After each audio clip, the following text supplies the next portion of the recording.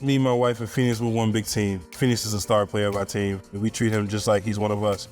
Hi, I'm Jalen Smith. This is my pal Phoenix, and this is our shoot with PETA. And I'm here to remind you to always remember to keep your dog courtside and never out in the cold. In 2020, I got drafted to Phoenix, and we moved out there 4 to 5 months after we got settled. We thought it was time just to get somebody to be in the house with us, so we thought it was my animal. His mom was on the side of the road and she was pregnant. She just had a bunch of newborns and Phoenix was one of them. We don't know his exact breed, but the breed didn't matter because we love Phoenix, and that's the mystery behind him that makes him so cute. Every day he making sure that our days is full of joy and happiness, so we try to make him as happy as we can. He's just a magnet for affection from everybody.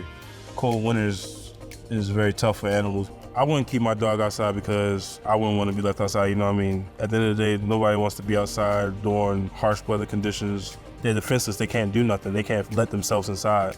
And the reason I don't keep Phoenix outside is because I don't want nothing to happen to him, and Phoenix is like my best friend, so anytime my best friend's in need, I'm gonna make sure that I can be there for him.